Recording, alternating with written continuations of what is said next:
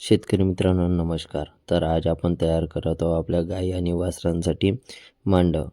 कारण की आता उन्हाळ्याचे दिवस सुरू झालेले आहे. उन्हापासून आपल्या गायीचे संरक्षण व्हावे म्हणून आपण मांडव तयार करत आहोत. त्यासाठी आपण सर्वप्रथम सबलीच्या सहाय्याने तिथे गड्ढे तयार करून घेतले आहे आणि त्या गड्ढ्यांमध्ये जे झाडांचे फांदी असतात त्यांची ते डेरी आहेत.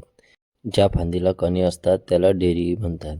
ते आपण आणून घेतले आहे, त्या गड्ढ्यामध्ये घालून घेतले आहे. त्यावरती जे बांबू आहेत वेडू ते टाकून घेतले आहे. काही आडवे तर काही उभे. हे एवढे बांबू आपल्याकडे शिल्लक आहे. ते सुद्धा आपण तिथे मांडवाच्या वरती टाकणार आहोत. ते सगळे टाकून झाल्यावर त्याला दोरीच्या सहाय्याने बांधून घ्यायचे आहे. कारण की उन्हाळ्यात हव्याचे प्रमाण खूप जास्त असते आणि त्यामुळे तो मांडव खाली पडू नये म्हणून आपण त्याला छानपैकी बांधून घेणार आहोत. आणि बांधताना लक्ष द्यायचे आहे की प्रत्येक बांबू त्या रस्सीमध्ये खेचून आलाच पाहिजे.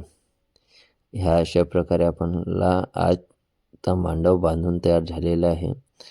आणि आता आपण त्याच्यावरती जे बांबूचे फड्डे असतात म्हणजे ज्याला काटेरी असतात ते घालून घेणार आहोत. कारण की त्यावरती आपल्याला जे धानाची तणस असते ते ठेवायची आहे.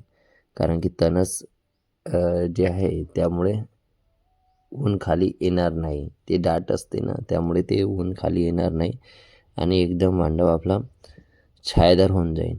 आणि ह्या बाजूने आपण ना जाळी लावून घेतली आहे. कारण की कुत्र्यांचा त्रास खूप जास्त प्रमाणात असते आणि ते कुत्रे काय करत असतात, ते आपले जे छोटे वासरू असतात त्यांना चावत असतात आणि ते चावून मारून टाकतात. त्यामुळे आपण चारही बाजूने बिलकुल लोखंडी तार असलेली जाळी बांधून घेतलेली आहे. आणि हे जे बाकीचे आपल्याला गड्डे दिसत आहे तिथे आपण लाकडी खुटे म्हणजे गायींना बांधण्यासाठी छोटे छोटे खुटे जे असतात ते गाडून घेणार आहोत. अशा प्रकारे आपला मांडव बनवून तयार झालेला आहे.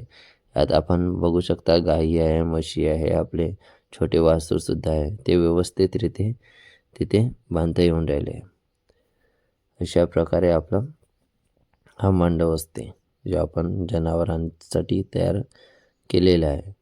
ताराचं कुंपण करणं अत्यंत आवश्यक आहे. कारण की रानटी कुत्र्यांचं प्रमाण खूप जास्त आहे.